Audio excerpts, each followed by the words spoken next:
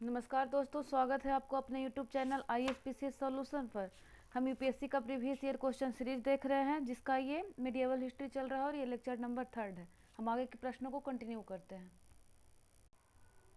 हमारा नेक्स्ट प्रश्न कह रहा है कि संभाजी के बाद मराठा शासन को निम्नलिखित में से किसने सरल और कारगर बनाया। ए ऑप्शन है राजा राम, बी में कह रहा है बालाजी विश्वनाथ, सी कह रहा है गंगाबाई, डी कह रहा है नानाजी देशमुख। तो इसका राइट आंसर क्या हो जाएगा कि संभाजी के बाद मराठा शासन को किसने सरल और कारगर बना दिया था। तो ये बालाजी विश्वनाथ होगा राइट आंसर।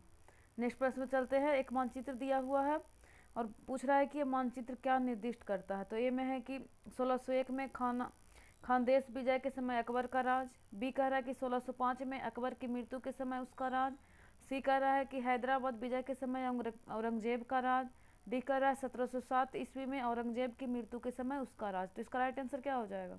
ये मानचित्र क्या दिखा रहा है। तो ये मानचित्र दिखा रहा है कि 1601 ईस्वी में खानदेश विजय के समय अकबर का राज्य। नेक्स्ट प्रश्न पे चलते हैं। नेक्स्ट कह रहा है कि निम्नलिखित घटनाओं पर विचार कीजिए। पहला में है विजयनगर के कृष्णदेव राय का शासनकाल, दो कह रहा है कुतुब मीनार का निर्माण, तीन कह रहा है पुर्तगालियों का भारत आगमन, चार है फिरोज तुगलक की मृत्यु। इन घटनाओं का सही कालानुक्रम में सजाना है कि पहले एक होगा, दो होगा, तीन होगा या चार होगा।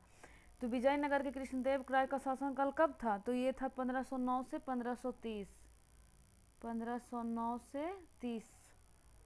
उसी तरह कुतुब मीनार का निर्माण तो ये तो दिल्ली सल्तनत के प्रारंभ में ही हो गया था, तो 1206 से 10 के बीच, 1206 से 10।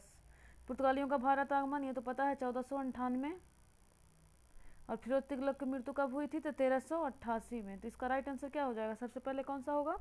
तो कुतुब मीनार का निर्माण यानी 2, उसके बाद कौन सा होगा 4, फिरोज तुगलक की मृत्यु, उसके बाद 3, 2 4 3, उसके बाद 1। तो कौन सा आंसर हो जाएगा 2 4 3 1। हमारा ये आंसर ही राइट आंसर। नेक्स्ट प्रश्न पे चलते हैं। नेक्स्ट कर रहा है कि सूची 1 से सूची 2 को मिलाना है। तो ए में है इक्ता, बी में है जागीर, सी में है अमरम, डी में है मोकस। एक दूसरे तरफ दिया हुआ है कि मराठे, दिल्ली के सुल्तान, तीसरा में मुगल, चौथा में विजयनगर। तो पहला से दूसरा को मिलाना है। तो कि इक्ता किसका था। तो इक्ता तो हो जाएगा आपका दिल्ली के सुल्तान का, तो ए का 2 हो जाएगा। उसी तरह जागीर किसका था। तो जागीर तो मुगल का था, तो जागीर हो जाएगा आपका मुगल, यानी कि बी का 3 हो जाएगा। अमरम, अमरम होता था विजयनगर में। ऐसे भी जो साउथ का नाम होता है ना, वो संस्कृत जैसा लगेगा अमरम, यानी विजयनगर, यानी कि हो जाएगा 2 3, सी का 4, तो डी का 1 हो जाएगा। मोकस मराठे, इक्ता किसका हो जाएगा दिल्ली के सुल्तान, जागीर मुगल, अमरम विजयनगर, मोकस मराठे। तो कौन सा हो जाएगा 2 3 4 1, यानी बी राइट आंसर। नेक्स्ट प्रश्न में चलते हैं।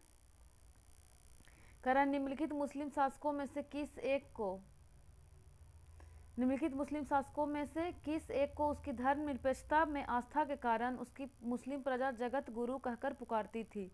ए ऑप्शन है हुसैन शाह, बी कह रहा है जैनुल आबदीन, सी में है इब्राहिम आदिल शाह, डी कह रहा है महमूद द्वितीय। तो इसका राइट आंसर क्या हो जाएगा।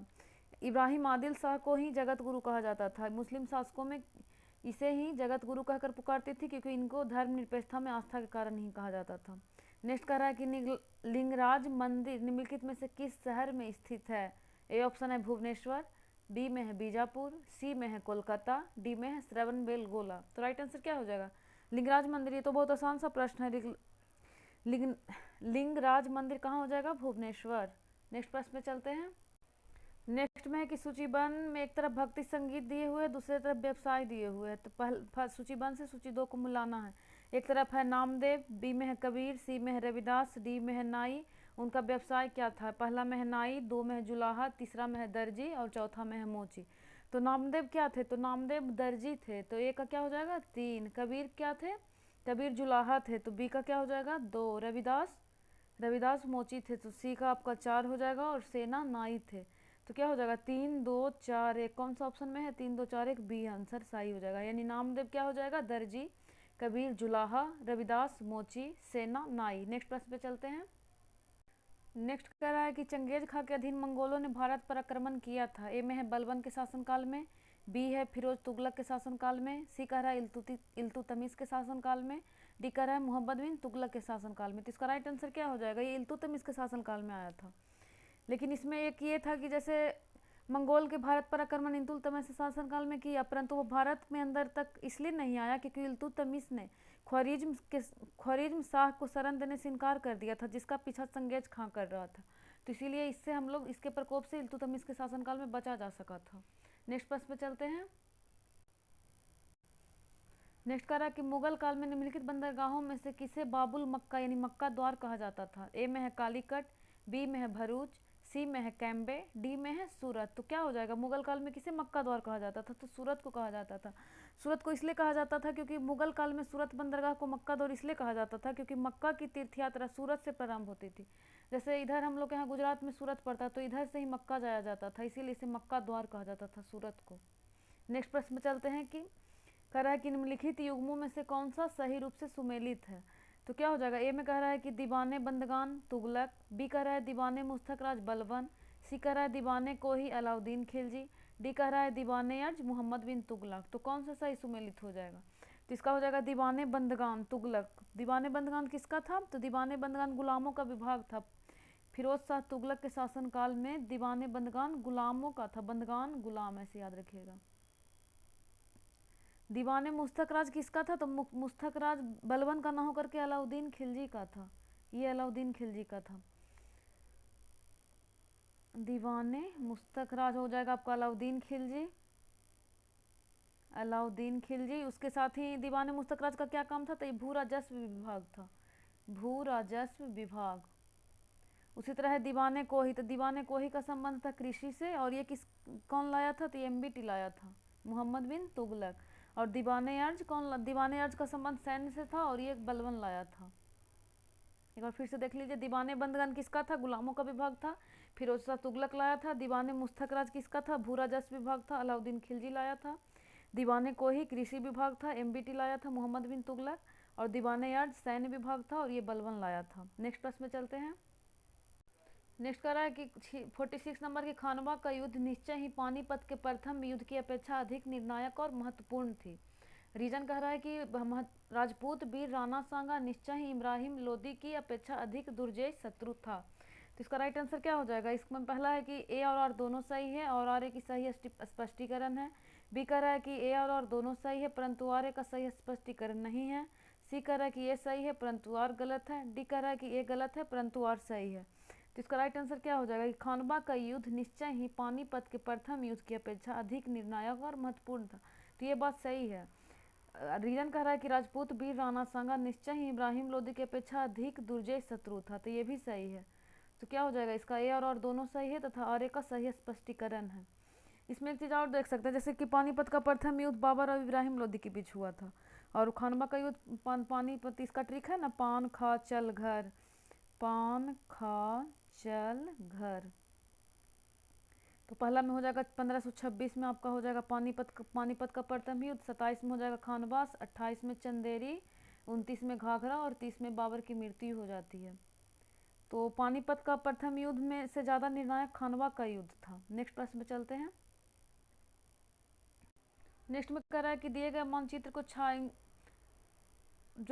छाया जिसमें मैपिंग है, इसको बताना है कि जो छायांकित भाग है वो किसको दिखा रहा है। तो ए में है कि अलाउद्दीन खिलजी का साम्राज्य, बी कह रहा है मोहम्मद बिन तुगलक का साम्राज्य, सी कह रहा है शाहजहां का साम्राज्य, डी कह रहा है औरंगजेब का साम्राज्य। तो किसका हो जाएगा? ये शाहजहां का साम्राज्य हो जाएगा, क्योंकि इसमें आप देखिएगा कि जैसे गोलकुंडा और बीजापुर ये सब विदित क्षेत्र नहीं है। तो ये क्षेत्र बीजापुर व गोलकुंडा को औरंगजेब जीता था, औरंगजेब ने जीता था, तो इसलिए छायांकित नहीं है। बाकी ऊपर वाला जितने भी क्षेत्र है वो शाहजहां के साम्राज्य तक विस्तार हो गया था। नेक्स्ट प्रश्न में चलते हैं। कह रहा है कि निम्नलिखित में से किस भक्ति संत ने अपने संदेश के प्रचार के लिए सबसे पहले हिंदी का प्रयोग किया? ए में है दादू, बी में है कबीर, सी में है रामानंद, डी में है तुलसीदास। तो इसका राइट आंसर क्या हो जाएगा? इसका राइट आंसर हो जाएगा रामानंद। रामानंद पहले भक्ति संत थे जिन्होंने अपने संदेश का प्रचार प्रसार हिंदी में किया था, और ये साउथ से नॉर्थ में लाने का भी, साउथ से नॉर्थ उत्तर भारत में लाने का श्रेय भी रामानंद को ही जाता है। नेक्स्ट प्रश्न पे चलते हैं। नेक्स्ट कह रहा है कि मध्यकालीन भारतीय राजाओं के संदर्भ में निम्नलिखित में से कौन सा कथन सही है? ये कह रहा है कि अलाउद्दीन खिलजी ने सबसे पहले एक अलग आर्य विभाग स्थापित किया। बी कह रहा है बलबन ने अपनी सेना के घोड़ों को दागने की पत्ती शुरू की। सी कह रहा है मोहम्मद बिन तुगलक के बाद दिल्ली की गद्दी पर उसके चाचा बैठे। डी कह रहा है फिरोज तुगलक ने गुलामों को एक अलग विभाग स्थापित किया। तो इसका राइट आंसर क्या हो जाएगा? इसका आंसर है डी, फिरोज तुगलक ने गुलामों का एक अलग विभाग स्थापित किया था। उसका क्या नाम था, अभी पढ़े थे, दीवाने बंदगान, बंदगान। उसी तरह यह है कि अलाउद्दीन खिलजी ने पहले एक अलग आरिज विभाग स्थापित किया था। अलाउद्दीन खिलजी नहीं किया था ये, बल्कि ये बलबन किया था। उसका क्या नाम था, दीवाने अर्ज, सैन्य विभाग स्थापित किया बलबन ने। नेक्स्ट कह रहा है कि बलबन ने अपनी सेना के घोड़ों को दागने की पद्धति शुरू की थी। तो ये बलबन ने ना करके अलाउद्दीन खिलजी ने किया था, एक दूसरे को अपोजिट कर दिया है। इसमें बलबन होगा, इसमें खिलजी होगा। इसमें खिलजी हो जाएगा कि खिलजी ने सबसे पहले बलबन ने अलग आरिज विभाग दीवाने अर्ज स्थापित किया था सैन्य के लिए, और अलाउद्दीन खिलजी सबसे पहले घोड़े को दागने की प्रथा शुरू किया था। नेक्स्ट कह रहा है कि मोहम्मद बिन तुगलक के बाद दिल्ली की गद्दी पर उसके चाचा बैठे। नहीं, चाचा मोहम्मद बिन तुगलक खुद ही था। इसके बाद कौन बैठा था, उसका चचेरा भाई है फिरोज शाह तुगलक, मोहम्मद बिन तुगलक के बाद।